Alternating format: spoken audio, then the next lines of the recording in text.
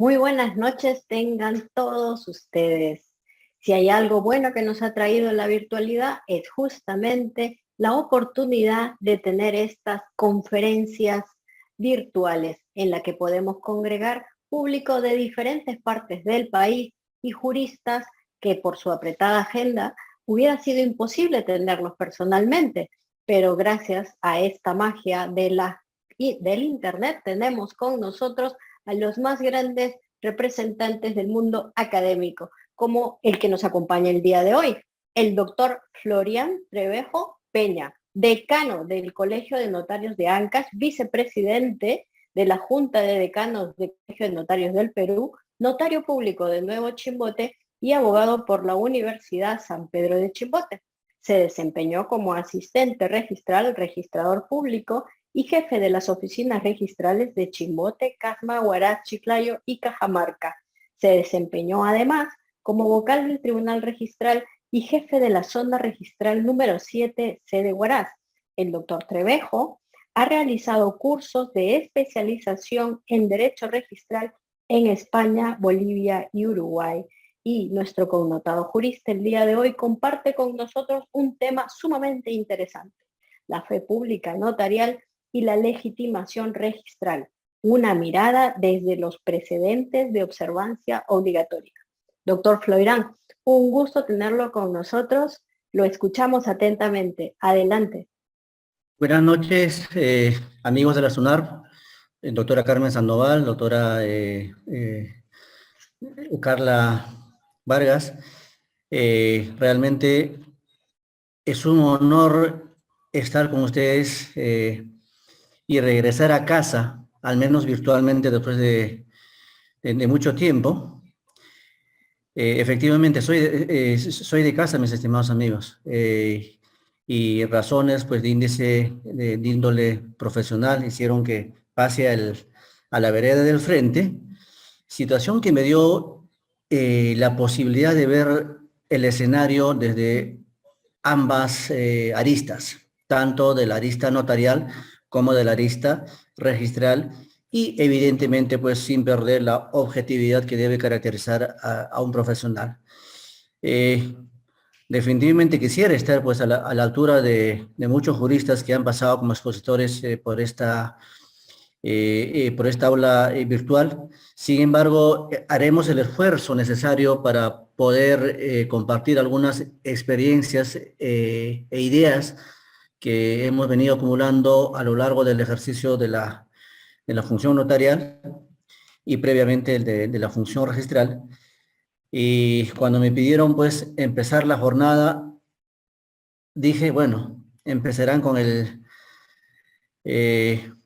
menos bueno y esperamos que en diciembre pues definitivamente puedan cerrar la jornada con alguien que realmente tenga la talla académica y nos pueda ilustrar a todos.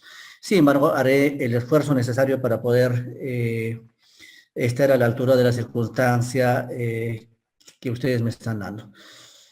Cuando me preguntaron, pues, qué tema podíamos tratar, entonces se me vino a la mente un tema que es recurrente desde mi paso por el ámbito notarial.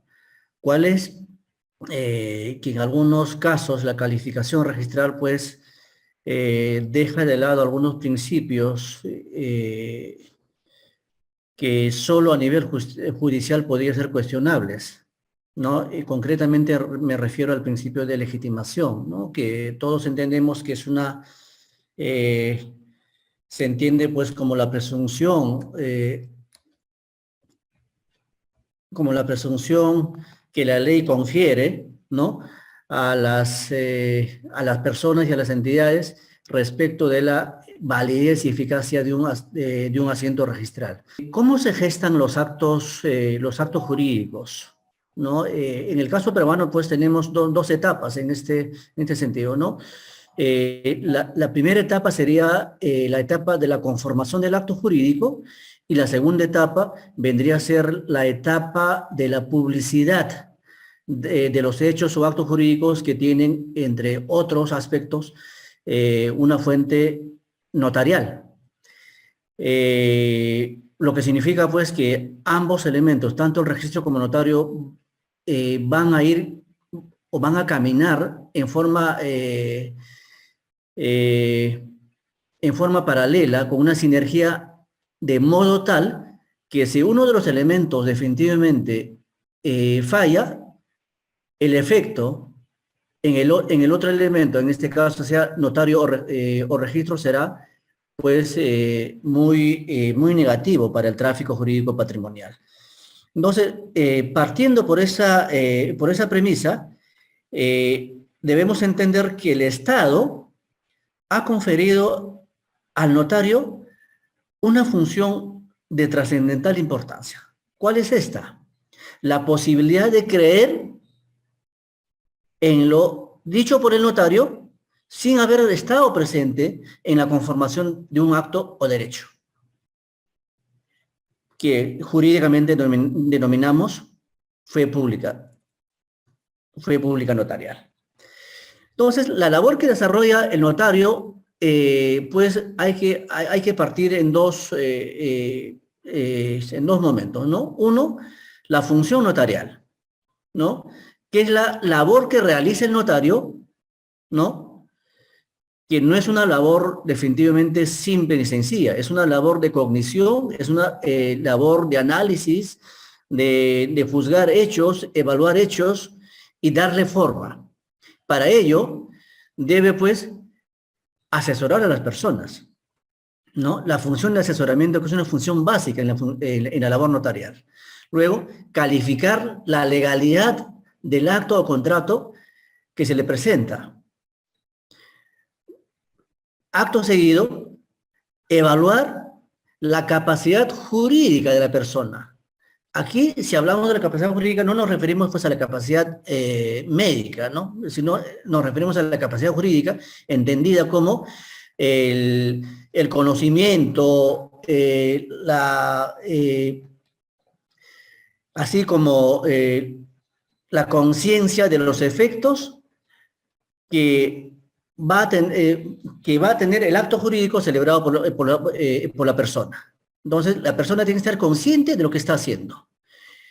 Y el notario tiene que ser, pues, muy acucioso al momento de evaluar si la persona que está constituyéndose a una oficina notarial tiene o no la capacidad jurídica para formalizar determinado acto jurídico.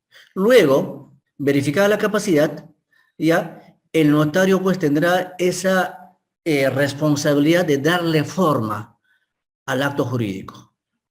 Y finalmente, la forma se va pues traducir en la redacción de un instrumento público, ¿no? Entonces, estamos hablando de estas dos fases, la función notarial como actividad y el instrumento público como producto de esta función notarial que realiza el profesional del derecho llamado notario. Ustedes dirán, ¿dónde calza la fe pública? La fe pública, precisamente, en cualquiera de estos dos elementos, debe entenderse como la intervención del notario, ¿no? A través del cual consolida o conforma un determinado acto jurídico, y este acto debe ser entendido como tal y aceptado también como tal por la sociedad. La Unión Internacional del Notariado, que agrupa a 86 países de los diferentes continentes, ha establecido pues una definición que de cierta manera resulta vinculante para todos los notarios. ¿Qué es lo que dice o qué es lo que señala la Unión Internacional? ¿No? Los documentos notariales que pueden tener por objeto la formalización de actos y negocios jurídicos de todo tipo son los autorizados por el notario. Su autenticidad comprende autoría, firmas y otros aspectos, ¿no? Y uno de los elementos característicos que reconoce la Unión Internacional es la matricidad, de tal modo que reconoce pues que son conservados por el notario y clasificados por orden cronológico. Y esta clasificación no es arbitraria, obedece pues a que los actos ingresan, ¿no? Y se configuran de acuerdo al tiempo en que las personas van interviniendo, y de esta manera pues también se va a impedir que algunos malos profesionales puedan hacer uso de documentos intermedios, ¿no? Que podrían terminar relajando la otra orilla. ¿Cuál es? El aspecto registral con ingreso de documentos falsos. En ese sentido, pues el notario lo que va a hacer es interpretar la voluntad de las partes y adecuar, ¿no? Y adecuar esta voluntad de las partes a las exigencias legales, así como verificar la identidad y calificar la capacidad y legitimación de los otorgantes con relación al acto jurídico concreto que pretende realizar. Y finalmente, señala pues que los documentos notariales gozan de la doble presunción, ¿no? De legalidad y de exactitud de su contenido, y no pueden ser sino contradichas solo en la vía judicial. Y por tanto, doctores, están revestidos pues de fuerza probatoria y ejecutiva. Me pareció interesante un comentario de una colega peruana, la doctora Jessica de Vettori, quien señala lo siguiente sobre la función notarial. Hoy no valemos del alcohol, geles, fumigaciones, lámparas de rayos X, entre otros elementos, para garantizar nuestra seguridad personal y para tener un lugar limpio, libre de virus a causa del COVID que nos aqueja. El notario, metafóricamente, a lo largo de la historia, tiene que hacer el mismo trabajo de desinfección de los documentos que él redacta y en los actos en que participa para librarlos y limpiarlos de todo vicio de ilegalidad. Fíjense la comparación, ¿no? Que hace la colega de la función notarial, ¿no? Que es una función de depuración, ¿no? De vicios, de anomalías de las que pueda adolecer un acto para terminar pues configurado como un acto puro y oponible a terceros, que es lo principal. Y luego señala pues que para ello debe valerse del cumplimiento de la Constitución y las leyes, así como de sus principios. De esta manera puede conseguir la finalidad que el derecho notarial persigue. ¿Cuál es? La seguridad jurídica y por ende aspirar a la paz social. No debemos olvidar que tanto el notariado como el registro son entidades que realizan una actividad eminentemente preventiva. La función notarial y registral es preventiva, señores, más la notarial. Y dicho esto, pasando ya al otro lado de la vereda, una vez conformado el acto jurídico, una vez que las partes declararon su voluntad y se plasmó esta voluntad en un instrumento público, el siguiente paso que tiene el ciudadano es permitir que el acto o contrato que ha celebrado sea oponible y cognoscible por terceros.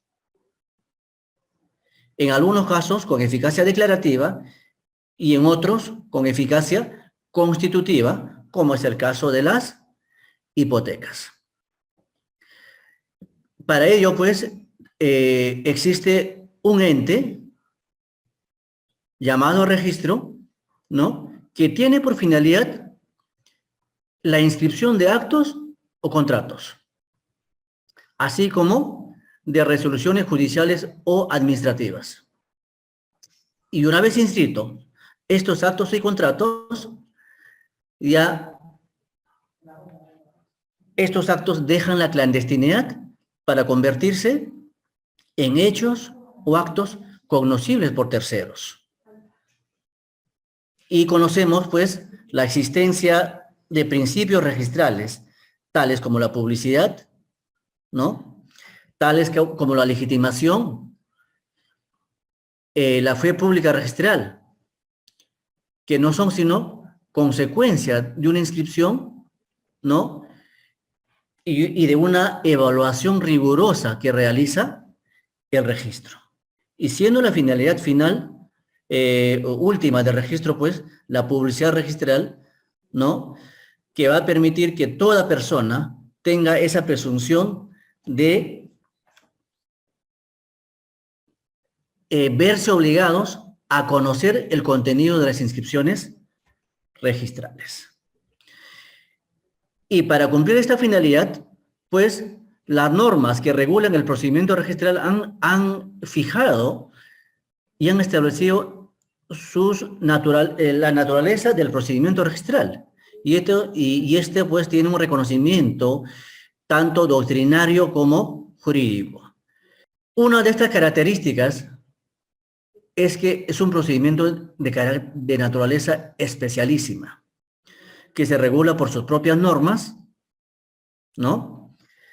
Que tiene plazos diferenciados, procesos diferenciados,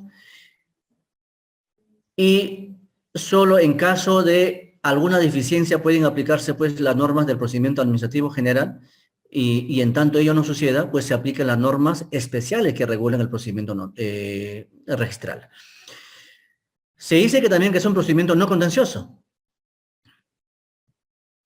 por cuanto el procedimiento registral no discute o no pone en discusión entre dos o más partes la validez del acto jurídico, sino es un acto eminentemente formal donde el registrador va a verificar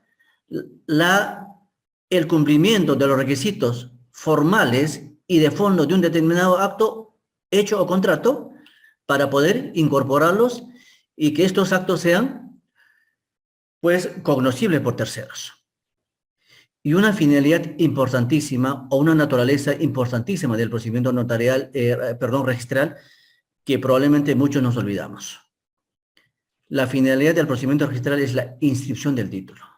Evidentemente, en tanto cumpla, pues, con los presupuestos legales previamente establecidos. Y aquí entramos a tallar, pues, con las reglas de calificación señalados principalmente en el artículo 32 del Reglamento General de los Registros Públicos y los requisitos especiales señalados en los diferentes reglamentos que regulan el procedimiento registral. Pero, ¿qué sucede en el camino?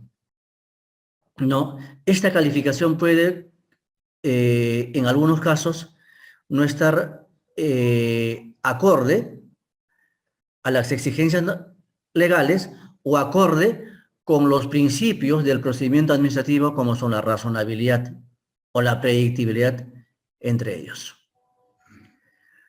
Sabemos que la calificación registral tiene que ser rigurosa. ¿Por qué debe ser rigurosa una calificación registral? Porque los efectos de una inscripción registral, en principio, pues va a afectar a terceros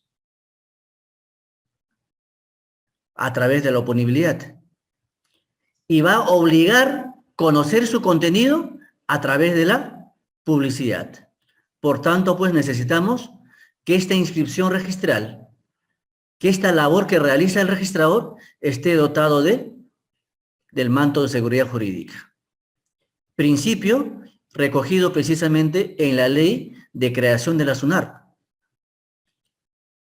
¿no? Que regula la intangibilidad del asiento registral, así es como su inmutabilidad, en tanto el Poder Judicial no declare lo contrario o las partes modifiquen, rectifiquen o la dejen sin efecto. Y el papel del registrador, señores, es crucial en estos casos. El registrador debe tener ese don de evaluar hechos, de analizar el contenido, aplicar los principios y finalmente llegar a la conclusión y a la certeza de que su actuación va a producir efectos jurídicos. Y para ello debe cumplir pues con los lineamientos que la entidad así lo exigen. Y uno de ellos son los precedentes de observancia obligatoria, que nos va a permitir a los ciudadanos, entre ellos a los notarios, conocer exactamente cuál es el criterio que debe adoptar el funcionario registral al momento de calificar un título. Un criterio razonado, un criterio ajustado a derecho y un criterio pensando al mismo tiempo en la seguridad jurídica. Considerando estos elementos,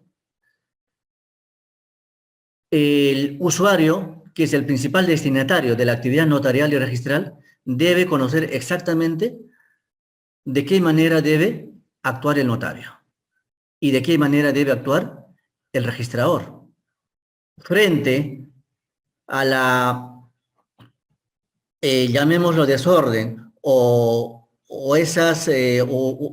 frente a las dudas que pueden generarse en las personas. Una decisión institucional reglada, una decisión que piense en la predictibilidad, permitirá que todos los agentes económicos puedan acceder a los servicios registrales y puedan hacer uso de sus ventajas, ¿no?, a un menor coste, y que la labor notarial y registral no se convierta pues en una traba para los agentes económicos. Y es aquí donde el notario y el registro deben unir esfuerzos, considerando lo siguiente: que la actividad notarial y la actividad registral, si ha sido llevada de una manera ordenada, respetando la legalidad, respetando los principios, estamos generando un derecho que solo puede ser cuestionado por el Poder Judicial, lo que la doctrina española denomina la protección judicial de los asientos registrales. En el ámbito notarial tenemos el artículo 24 del Decreto Legislativo del Notariado, que señala lo siguiente: los instrumentos públicos notariales otorgados con arreglo a lo dispuesto en la ley producen fe respecto a la realización del acto jurídico y de los hechos y circunstancias que el notario presencie. Repito, los instrumentos públicos producen fe respecto a la realización del acto jurídico y de los hechos o circunstancias que el notario presencia. Y por su lado, el artículo 2013 del Código Civil, cuando consagra el principio de legitimación o la presunción de exactitud, señala que los asientos registrales o la información contenida en el registro, considerando ahora que la publicidad registral pues se extiende a los títulos archivados, mantiene su validez y vigencia y es oponible a terceros en tanto no sea rectificada por voluntad de las partes o sea declarada nula por mandato judicial. Y lo mismo sucede con la escritura pública, cuando el artículo 124 del Decreto Legislativo del Notariado señala que la nulidad podrá ser declarada solo por el Poder Judicial con citación de los interesados mediante sentencia firme.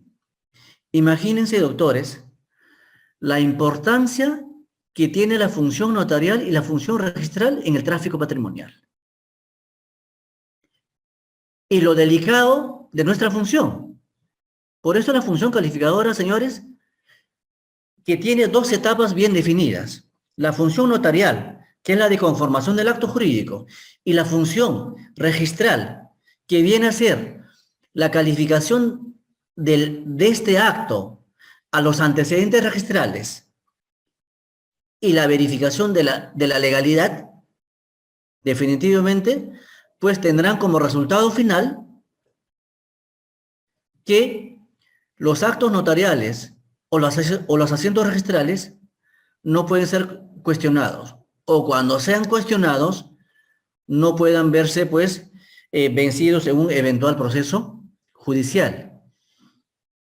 Y la eficacia de los asientos registrales y de la escritura pública dependerá, pues, de nuestra actuación, de nuestra labor proactiva, de nuestra labor que permita al usuario saber exactamente cuál es nuestro rol y que el usuario sepa que la duda con la que ingresaron se disipó al momento de recibir el asesoramiento del notario y se concretó en un hecho inmutable, salvo mandato judicial en contrario, al formalizar el instrumento público. Y que este instrumento público, hasta este momento clandestino y solo de conocimiento de las partes, pues ingrese al ámbito de la publicidad con la actuación registral.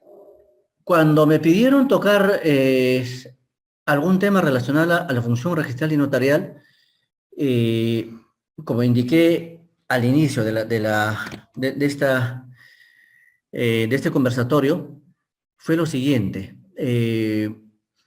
que en muchas actuaciones registrales los procedimientos de observancia obligatoria no están siendo debidamente verificados por algunos registradores, donde el excesivo formalismo o legalismo, diría yo, no hace sino tener que desplegar otras energías como son eventuales apelaciones o recursos de reconsideración, recordando la existencia de precedentes que regulan la actividad notarial, concretamente cuando se trata de actos que se encuentran ya legitimados, ¿ya? Y al amparo del artículo 2013 del Código Civil. Reconocemos que el sistema jurídico peruano y las instituciones no están todavía interconectados entre sí. Existen hechos vitales o actos que no pueden conocerse si no lo proporciona el propio interesado. Concretamente me refiero, por ejemplo, a los registros de Estado civil. Los registros de Estado civil tienen incidencia directa en la calidad de los bienes, sean bienes muebles, inmuebles, ¿no?, acciones, etc. Y como quiera que el notario, al momento de conferenciar con el usuario, al momento de asesorar al usuario, requiere la información necesaria para la formalización del acto jurídico y el usuario nos proporciona la información de acuerdo al último estado que obra en su documento nacional de identidad, señores, el notario no puede ir más allá de lo declarado por el interesado. De modo tal que si hoy día compro un vehículo o un inmueble declarando ser soltero, divorciado o viudo, y de aquí a 4 meses vendo el inmueble o vendo el bien declarando un estado civil distinto, en este caso casado, definitivamente el primer acto jurídico, señores, solo puede ser modificado por voluntad expresa de las partes o dejado sin efecto por un mandato judicial. Y es por eso que tenemos el principio de legitimación, que es una garantía tanto para el registrador, para el ciudadano, como para los notarios que forman la etapa previa, ¿no?, a la verificación de la adecuación de los antecedentes que los registradores exigen al momento de calificar un determinado acto jurídico. Y es así que tenemos, por ejemplo, el 8º pleno registral que aprobó un procedimiento de observancia obligatoria que señala lo siguiente: si existe adecuación entre el título presentado y la partida registral, con relación al estado civil de los intervinientes, no procederá que el registrador deniegue la inscripción sobre la base de información obrante en otros registros en los que se consigne un estado civil distinto. Este precedente definitivamente en muchos casos ha servido para que declaraciones contradictorias entre diferentes registros no permitan pues que el registrador observe un título, sino que la calificación registral esté centrado en la partida directamente vinculada. Lógicamente, con los efectos, ¿no? Con los efectos que pueda generarse, ¿no? Por una adecuada o por un inadecuado estudio de títulos a cargo de los interesados. Y este es un caso que debo saludar. Ya está casi superado. Son pocos los casos en que se están observando los títulos por estos defectos, ¿ya? Sin embargo, como indicaré más adelante, existen casos en los cuales cuando aún en el registro personal, que es un registro que obligatoriamente debe revisar el registrador al efectuar la función de calificación de un título, indiquen, por ejemplo, un estado civil distinto, pero que este estado civil distinto no afecte la calidad de bien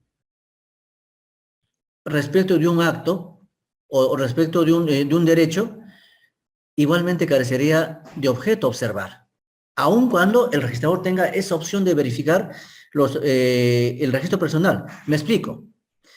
Juan Pérez tiene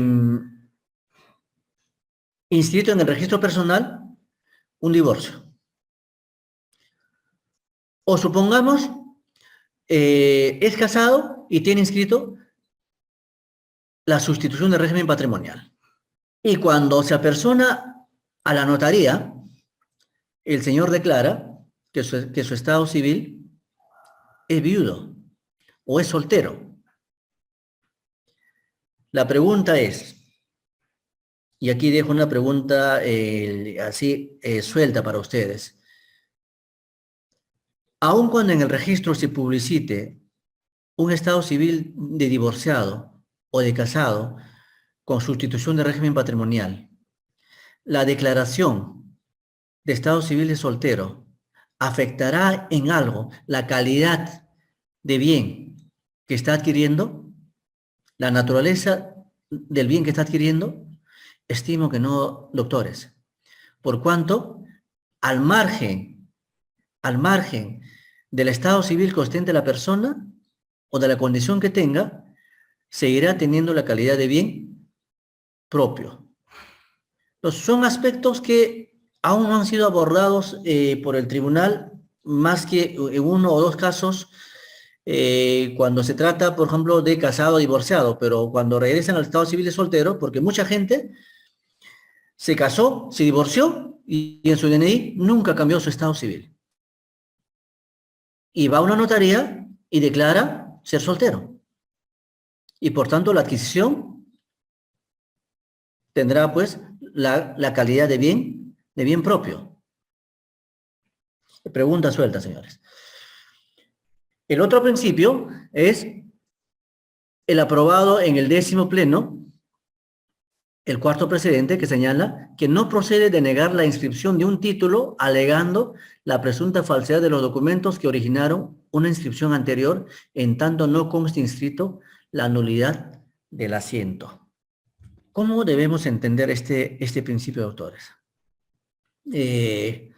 Hasta antes de la presentación obligatoria de los títulos a cargo de los notarios a través del CID, definitivamente la presentación de los títulos por la vía física, pues generaba este tipo de inconvenientes, ¿no? Que muchas partes eran partes notariales, partes administrativos y hasta judiciales que ingresaban al registro no provenían del funcionario que que presuntamente había autorizado el documento, sino de una mafia de falsificadores de documentos, ¿no? En ese sentido, si en un acto posterior el notario califica y verifica que los antecedentes registrales le dan la certeza de que ese asiento está legitimado y goza de todas las ventajas que un sistema registral ofrece y formaliza un determinado acto jurídico, y que el registrador, al calificar este segundo acto, se percata que el primer título,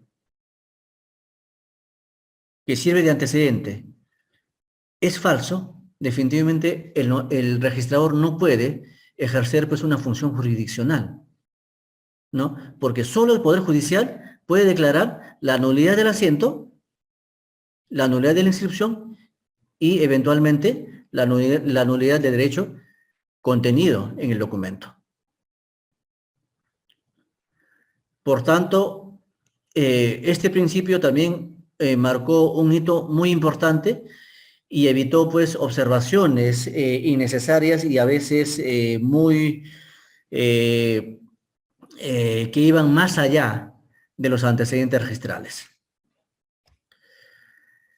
Tenemos otro principio relacionado a un levantamiento de hipoteca que también está relacionado al principio de legitimación, que señala pues que en aplicación del principio de legitimación procede la inscripción de la escritura pública de levantamiento de hipoteca otorgada por uno solo de los cónyuges cuando la hipoteca se registró a favor de éste consignando su estado civil de casado sin haber consignado el nombre del cónyuge. Sobre el particular, bueno, existen a nivel registral algunas decisiones, ¿no? Que señalan que levantar la hipoteca constituye un acto de disposición y otros señalan que es un acto de mera administración, por cuanto cuando me conceden el derecho de garantía a mi favor, definitivamente en mi calidad de acreedor, yo podía pues recibir ese inmueble en garantía de alguna obligación. Y cumplida esta obligación, simplemente se libera y mi declaración bastará para que la garantía registrada quede sin efecto. Discutible este precedente, pero no deja de tener razón por cuanto, si al registro ingresó, atención, si al registro ingresó un acto que pudo haber sido observado en su momento, ¿no? Por cuanto en la constitución de la garantía hipotecaria no intervino la cónyuge del acreedor, definitivamente creo que el momento más inoportuno para exigir la intervención de la cónyuge es en el levantamiento de hipoteca. He encontrado algunas resoluciones del Tribunal Registral emitida por las 5 salas, de las que me he permitido considerar 2 de Arequipa y una de Trujillo, que van en el mismo sentido al expresar que la fe pública notarial se traduce en la obligación de todos impuesta por ley de creer y presuponer la certeza, firmeza y autenticidad de la realización del acto jurídico contenido en el instrumento público notarial formalizado con arreglo a ley. Y también aclara que la fe pública notarial no comprende la autenticidad o garantía del estado civil declarado por los contratantes, sino únicamente la certeza sobre la existencia del acto jurídico celebrado por aquellos ante el notario. Efectivamente, en los 2 primeros casos debemos entender que la función calificadora del registro debe partir de una premisa básica, que los actos contenidos en un instrumento notarial están dotados de fe pública y por tanto las declaraciones hechas por el notario, en tanto, claro está, no colisionen principalmente con los principios de especialidad o principios de tracto sucesivo, ¿no? Que son los principios, unos principios básicos de la actividad registral para mantener un orden secuencial y temporal, el registrador debería tener elementos y razones muy poderosas para observar un acto jurídico, en tanto este acto pues no resulte fehacientemente contraria a normas de orden público. Y en cuanto al precedente aprobado en la sala, en la cuarta sala registral en la ciudad de Trujillo, efectivamente la doctrina notarial y la ley de notariado señala pues que el notario no da fe respecto de la autenticidad del estado civil, por cuanto existen otras entidades que se encargan de publicitar tales hechos. Y como quiera que estas entidades no están interconectadas, el notario no tiene elementos de convicción para determinar si lo declarado por la persona efectivamente corresponde a lo que sucede en la realidad. Y por tanto, el notario, al recibir la declaración, recibe como tal, pero la consecuencia jurídica la va a tener que cargar pues la persona que está declarando en forma errada o de mala fe un determinado estado civil. Y si ese documento llega al registro, definitivamente va a tener que inscribirse en las mismas condiciones, salvo que del antecedente registral se diga pues que el hombre era casado, adquirió el inmueble con su esposa y que por tanto en el acto en el cual interviene también debe seguir la misma suerte, salvo en esos casos. De lo contrario, el registrador no tiene por qué observar hechos que van en contra de una legitimación registral. Y aquí precisamente vienen dos resoluciones más, que si bien es cierto no tienen la calidad de precedente de observancia obligatoria, son criterios reiterados expedidos por el Tribunal Registral al exigir, por ejemplo, en el primer caso, que señala lo siguiente, ¿no? Si existe adecuación entre el título presentado y la partida registral, es decir, bien propio, ¿no? Y ahora casado, vendo solo, con relación al estado civil de los intervinientes, no procederá que el registrador deniegue la inscripción sobre la base de información obrante en otros registros en los que no se consigne un estado civil distinto. Luego, otra resolución que señala que no corresponde denegar la inscripción cuando otorga el acto traslativo del titular que figura en el registro de bienes como soltero, aun cuando se advierta discrepancia entre dicho estado civil y el que obra en otros registros. Una resolución que precisamente nació a raíz de una apelación formulada por mi persona, el año 2013, cuando casi a diario nos observaban títulos donde el vendedor era casado y que cuando compró era soltero. Y el registro nos pedía que para verificar si efectivamente el ahora vendedor, al comprar, era soltero o casado, debíamos acreditar o acompañar acta de matrimonio. Es decir, el registrador se olvidaba de calificar en base a los antecedentes y en base a la partida directamente vinculada y pedía un elemento adicional. ¿Cuál es? Un acta de matrimonio para llegar a la convicción que si ese bien que va a ser ahora materia de transferencia, donde el vendedor ostenta un estado civil distinto, en este caso de casado, podía vender solo o no. Entonces, aquí lo que basta, señores, es que el asiento registral está legitimado, el registro aceptó el título en calidad de bien propio del adquirente, y si al vender declara un estado civil de casado e interviene solo porque declara que el bien que está disponiendo constituye bien propio, no requería pues la participación de la cónyuge, ¿verdad? Y para salir de esta necesidad de estar presentando las partidas de matrimonio, que muchos colegas notarios sí lo hacen, precisamente para no cumplir con la exigencia del registro, se optó por una salida práctica, que el sistema jurídico lo reconoce, ¿no? ¿Cuál es?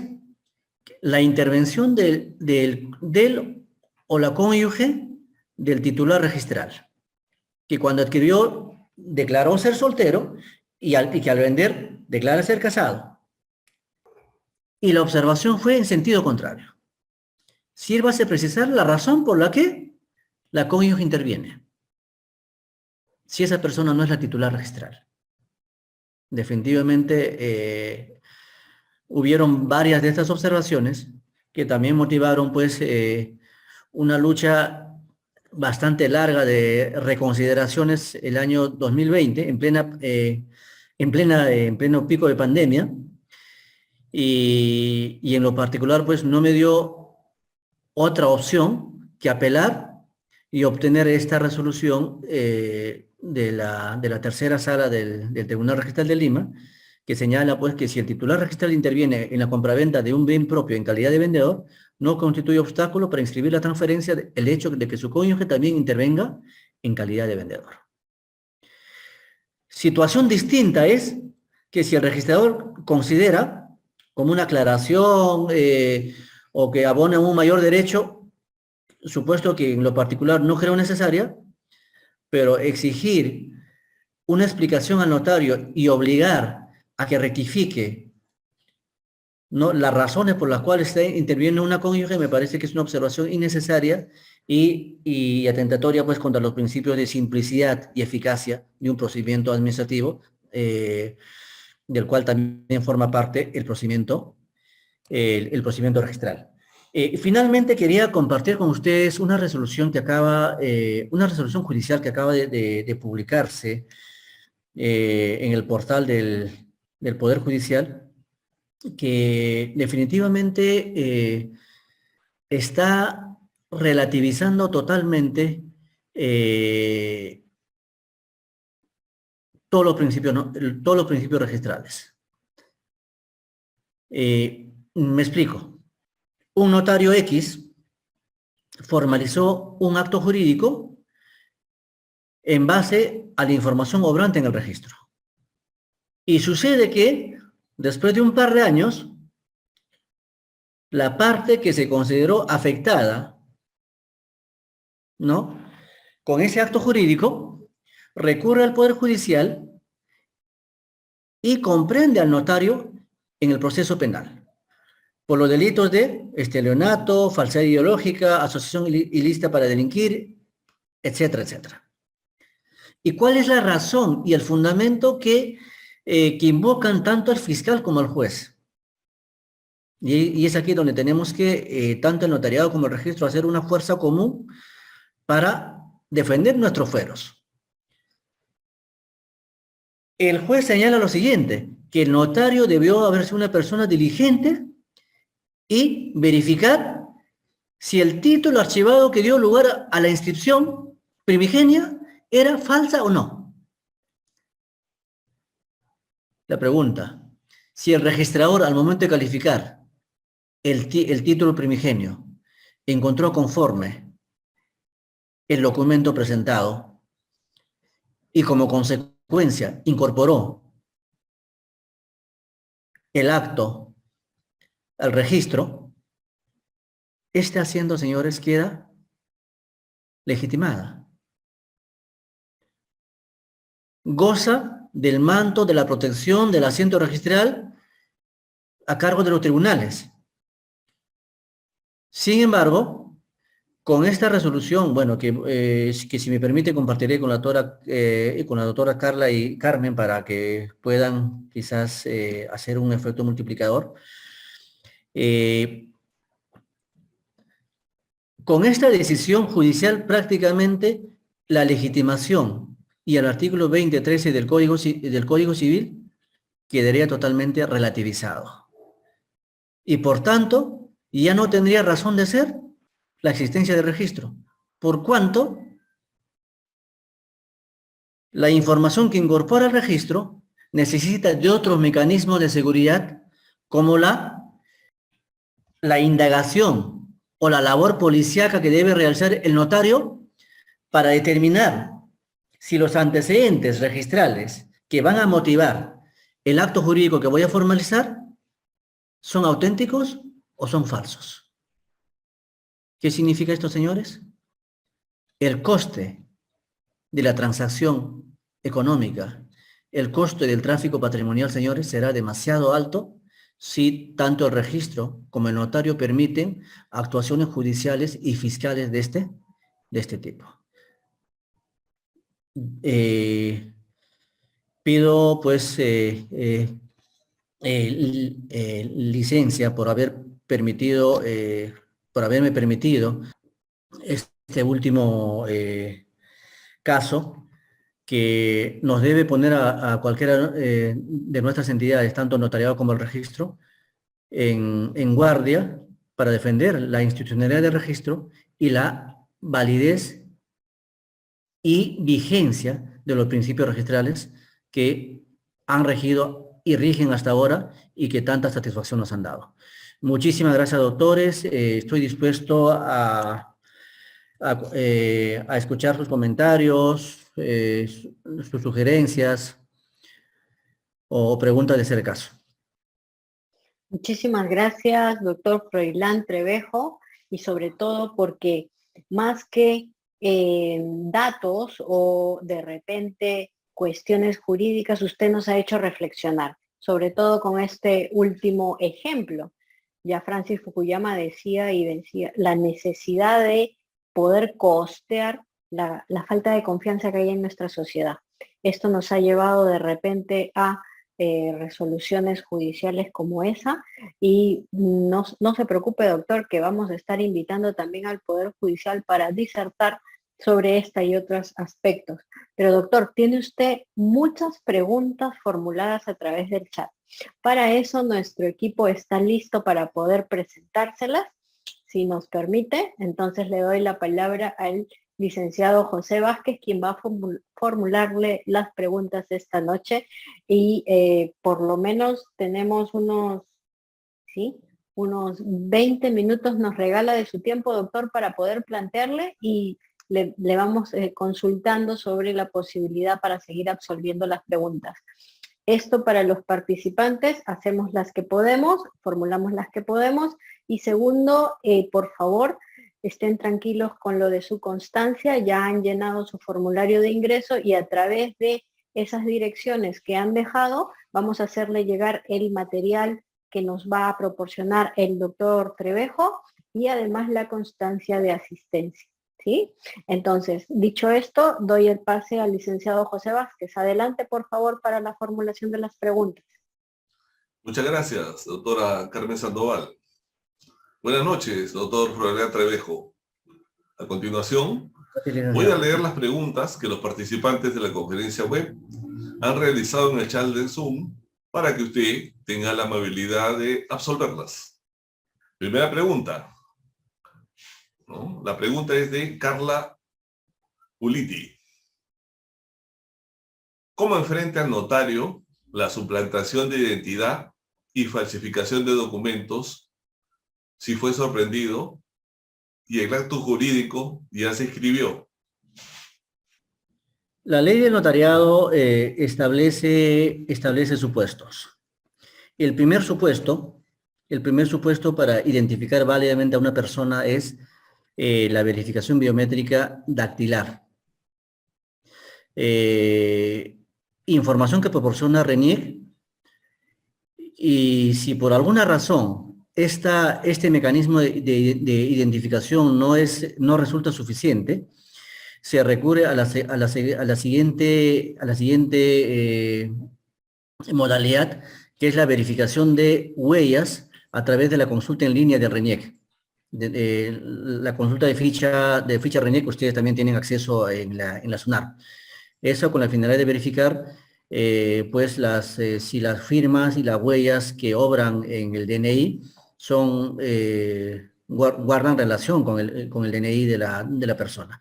Y si esa opción no tampoco resulta válida, lógicamente bajo riesgo del notario, el notario puede identificar haciendo uso de la fe de conocimiento.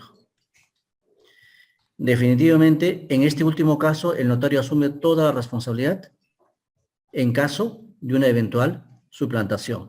Pero si la suplantación obedece, por ejemplo, a que el titular del DNI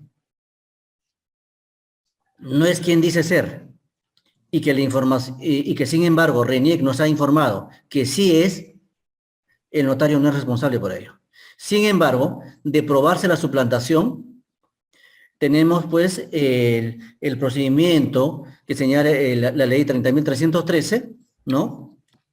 Cuya constitucionalidad ha sido también pues consagrada por el Tribunal Constitucional para solicitar pues la anotación de solicitar al registro la anotación por falsedad o en todo caso la cancelación administrativa de los asientos registrales. Eso definitivamente al margen de la responsabilidad civil o penal que pueda corresponder al notario en caso de una actuación negligente, ¿no? Por eso los notarios tienen muchísimo cuidado al tener que requerir primero la identificación biométrica, luego la consulta de la ficha RENIEC, y no sé si habrán notarios en la actualidad que corran el riesgo de identificar a una persona sin haber pasado por estos filtros. Definitivamente porque saben que la responsabilidad es enorme. Bien.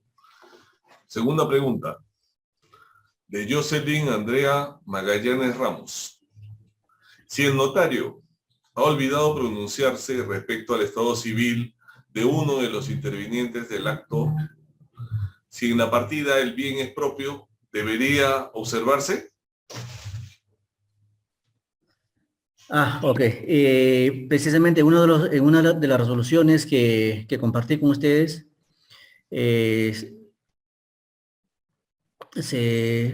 o en el comentario indicaba ese supuesto, ¿no? Si el bien es propio,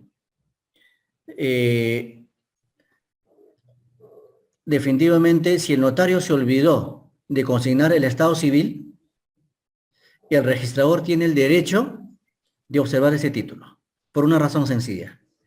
El artículo 54 de la Ley del Notariado señala que uno de los elementos de la introducción de la escritura pública es que el notario debe indicar el estado civil. Entonces, existe una omisión. Entonces, lógicamente, el hecho que declare un estado civil vía aclaración a cargo del notario definitivamente no va a cambiar en nada la calidad de bien. Sin embargo, la observación sí estaría bien hecha por cuanto el notario se olvidó consignar un requisito que la ley exige que debe ser considerado. ¿Cuál es? La indicación del estado civil. Tercera pregunta, doctor.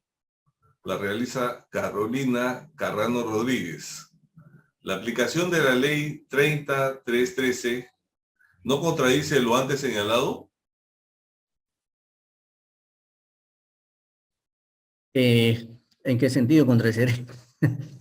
Ya la 30.313 definitivamente ha sido considerado pues como un remedio que el legislador consideró pues ante la necesidad urgente que tiene la sociedad y los supuestos agraviados de obtener una respuesta rápida, tanto del registro como del notario, para evitar perjuicios mayores, ¿no? Entonces, el bloqueo de la partida, la denuncia, la presentación de la cancelación del asiento registral por una presunta falsedad, definitivamente va a ser mucho más eficaz que iniciar un trámite judicial largo y tedioso, más en las situaciones actuales en las que nos encontramos. Por tanto, no encuentro contradicción. Es más, el Tribunal Constitucional pues ha señalado que esas disposiciones son razonables y necesarias dentro del sistema actual que nosotros tenemos. Cuarta pregunta, de Ada López. Una pareja adquiere un inmueble y el notario consigna como casado el estado civil de ambos. A pesar de que nunca se casaron entre sí, ni con terceros, y de que en los DNI de ambos figuran como solteros. Transcurren los años y uno de ellos fallece. En este caso, ¿cómo puede rectificarse el estado civil? Esta es una pregunta bastante compleja. Definitivamente, la sola declaración que manifiesta una persona respecto de su estado civil produce efectos jurídicos en el registro. No es, el notario no da fe pública del estado civil. Sin embargo, recibe tal declaración y lo traslada al registro, indicando pues el estado civil que ostenta la persona. Y a partir de ese momento, pues, el asiento registral está legitimado. Definitivamente, a nivel notarial sí procedería. Es más, existen ya resoluciones del Tribunal Registral en ese sentido sobre la declaración sobre la rectificación del estado civil. Pero el problema surge cuando uno de los integrantes o cuando uno de los titulares fallece. En ese sentido, pues, le corresponderá a los herederos, acopiando probablemente las casi 2.000 certificados de soltería de las 2.000 municipalidades distritales y provinciales del país, más del RENIEC, que acredite pues que la persona nunca se casó. Ahora la pregunta sería, ¿qué pasa si el juez dice pudieron haber casado en el extranjero? Entonces, habría que analizar el caso concreto y para ver, por ejemplo, si la persona en algún momento salió del país, si hubo cambio de domicilio, para circunscribir pues, el ámbito del acopio de la prueba necesaria para que se rectifique el estado civil. Pero si una de las personas falleció, la única vía posible sería la vía judicial, porque no estimamos que esta rectificación pueda hacerse ni en la vía registral ni en la vía notarial. En cambio, si las personas definitivamente declararon un estado civil incorrecto y prueba que ostentan un estado civil distinto, sí puede hacerse en la vía notarial y, lógicamente, inscribirse en el registro. Quinta pregunta, de Seilin Espichán. ¿Existen contratos de donación o adjudicación? Dice, a título gratuito, dice, que en la escritura pública se indica que se otorga a la sociedad conyugal. ¿Cómo se debe considerar el bien? ¿Condominio o conyugal? Teniendo en cuenta que lo adquirieron a título gratuito. Sobre el particular, ya existen resoluciones del Tribunal Registral que permite considerar los bienes como sociales. Sin embargo, yo tengo una posición particular. La forma de adquisición del bien determina la calidad de los bienes dentro del matrimonio. Si estos bienes han sido adquiridos a título gratuito, estaríamos ante un caso de copropiedad. Es una posesión personal que puede probablemente no estar de acuerdo con las decisiones emanadas por el Tribunal Registral, que sí ya consideran que puede ser considerado como bien social. En lo particular, reitero, tendría la condición de bien propio, por la forma de adquisición, a título gratuito. Sexta pregunta, de Karina Pesúa. ¿Sería válido un mutuo anticrético notarial en el que figura un porcentaje de derechos y acciones errados? ¿Sería cuestionable un mutuo anticrético que figura un porcentaje que en la práctica no es correcto, en vista de que no hay división y participación? Consideremos que, a diferencia de la hipoteca, que es una afectación jurídica y formal, el anticresis, pues, es una afectación física del bien. De modo tal que siendo un acto que en principio no tiene la necesidad de llegar al registro, sino que es la existencia del instrumento público, en este caso la escritura pública, más la posesión, los elementos que determinan la anticresis. Si los copropietarios así lo permiten, definitivamente estimo que el acto sería válido, por cuanto el copropietario del inmueble está cediendo sus acciones y derechos y evidentemente también el derecho a poseer. Y por tanto, siempre y cuando, reitero, los copropietarios así lo permitan, no habría ningún inconveniente. Séptima pregunta, de Analí Lisbeth Mato Sáenz. Es un poquito larga, ¿eh? Una persona adquirió un bien en el año 1990. Tiene el derecho civil de casado, pero en el DNI dice soltero. Así se inscribe en registros públicos como soltero, pero no es su real estado civil. Supuestamente el asiento es legítimo. En la actualidad esta persona quiere vender el predio en el asiento figura como soltero. El registrador verifica el RENIEC y tiene el estado civil de casado. Para usted, el registrador debería pedir partida de matrimonio a fin de verificar su estado civil. Dice seguidamente, a fin de verificar que el asiento legítimo no es correcto. Evaluemos los alcances de la legitimación. Si el título fue acogido por el registro donde Juan Pérez declara ser soltero y el registrador cuando calificó y verificó probablemente el RENIEC, Juan Pérez tenía el estado civil de soltero, el bien es propio y por tanto goza de la presunción de exactitud. La única vía pertinente sería pues que a través de un proceso judicial la cónyuge solicite su incorporación, si es que no lo hacen formalmente haciendo uso del artículo, si mal no recuerdo, 20 del reglamento del registro de predios, y la intervención de Juan Pérez, ya cuando vende, ostentando el estado civil de casado, definitivamente, al menos formalmente, no enerva en absoluto la validez del asiento registral. ¿Por qué?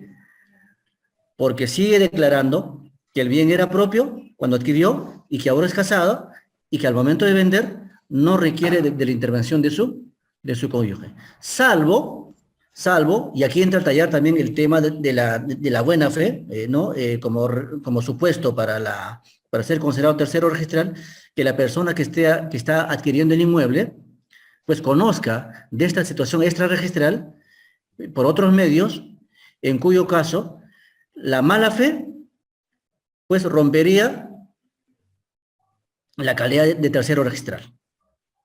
Sin embargo, el asiento todavía sigue siendo legitimado. Está legitimado. Le decía hace un momento, una salida práctica que hemos optado muchos notarios es, en esos casos, pues hacer que intervenga la cónyuge o el cónyuge en la venta hecha por la persona que supuestamente tiene la condición de bien propio. Pero exigir una partida de nacimiento, de matrimonio, lo convierte al registrador en un juez que va a tener que evaluar hechos más allá del instrumento público donde está contenido el acto y más allá de los antecedentes registrales y de la partida directamente vinculada. Por tanto, exigir una partida sería una opción no válida para el registrador. Penúltima pregunta, doctor. Si hay De más, Karina Pesúa. ¿Es válido un mutuo anticrético en el cual se da prioridad de venta a un tercero que no es copropietario o colindante? El derecho preferente de adquisición definitivamente ya ha quedado relegado a segundo plano. Por tanto, siendo el mutuo anticrético, ¿no? El derecho de ocupar un inmueble en forma temporal, en tanto se mantenga el crédito, el mutuo, el anticrético, definitivamente estamos hablando simplemente de un derecho de posesión, ¿no? En cambio, si el propietario decide vender,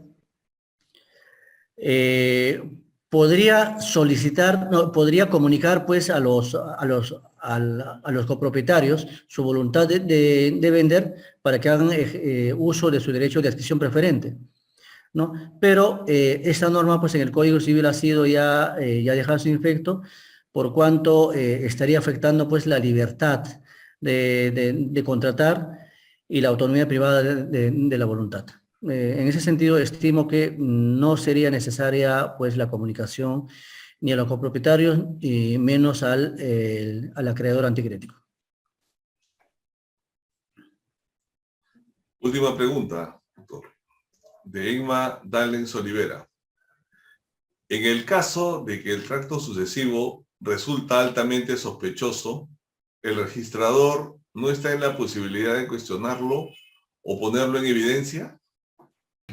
El tracto sucesivo, doctores, no debe ir más allá de la partida directamente vinculada y eventualmente quizás del registro personal. Entonces, si el registrador público advierte que el título que está ingresando al registro está rompiendo con la cadena de enajenaciones o con la cadena de derechos que se están publicitando, definitivamente tiene toda la autoridad y toda la potestad para observar un título. ¿Por qué? Porque permitir el ingreso de un título que va a romper el tracto sucesivo definitivamente va a generar más incertidumbre que certeza en sí.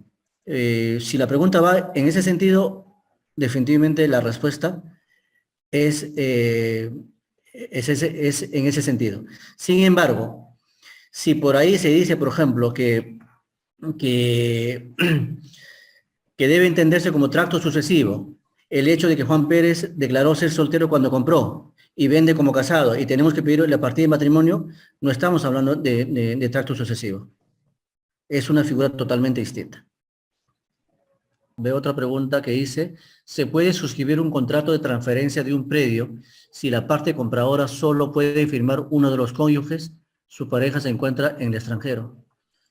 Evidentemente, si la cónyuge está en el extranjero y ha otorgado un poder, sí. Es el único medio válido para poder transferir un inmueble declarado o considerado bien social, porque de lo contrario estaríamos atentando pues lo dispuesto en el artículo 315 del Código Civil, que según el Poder Judicial pues debe ser considerado acto nulo la falta de intervención de uno de los cónyuges, ¿no? Salvo que la cónyuge o el cónyuge que está en el extranjero pues otorga poder al otro cónyuge y él, por derecho propio y en representación de su cónyuge, pueda celebrar el acto jurídico. Muchas gracias, doctor Froilán Trevejo. A continuación doy pase a la doctora Carmen Sandoval. Muchas gracias, licenciado José Vázquez y doctor Froilán Trevejo. Han quedado unas 3 preguntas pendientes. Se las estaremos pasando por correo electrónico, a ver que en la medida de sus posibilidades puede usted responderle. Doctor, le molesto con una reflexión final, por favor. ¿Algún mensaje? Porque veo que usted ha respondido preguntas registrales, notariales.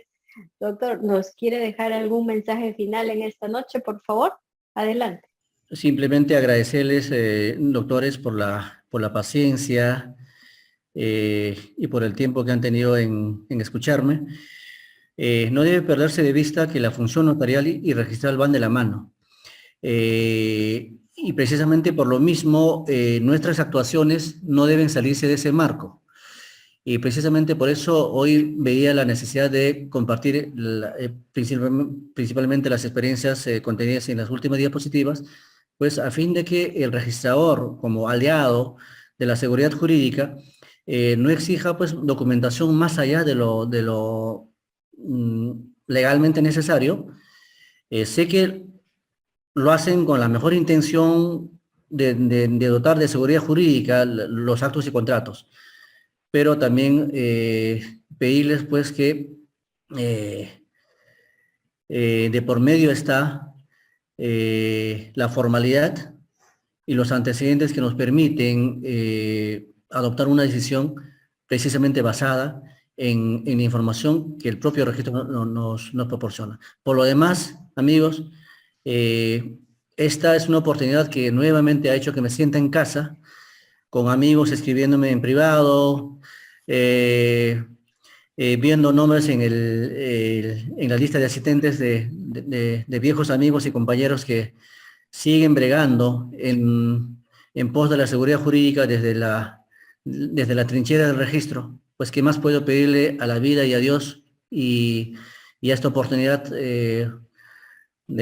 por estos momentos compartidos? Definitivamente una experiencia muy grata y espero que se vuelva a repetir. Pues me pongo a disposición de ustedes para participar, ya sea como asistente o para quizás un intercambio de opiniones quizás más personalizado con algunos de ustedes. Por lo demás, muchísimas gracias a la comisión organizadora, al doctor Harold, que probablemente nos esté escuchando, y a todos los amigos de la SUNAR. Hasta la próxima, amigos.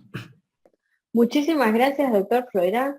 Nuevamente, un gusto tenerlo con nosotros y, como usted bien ha dicho, lo esperamos en una siguiente oportunidad.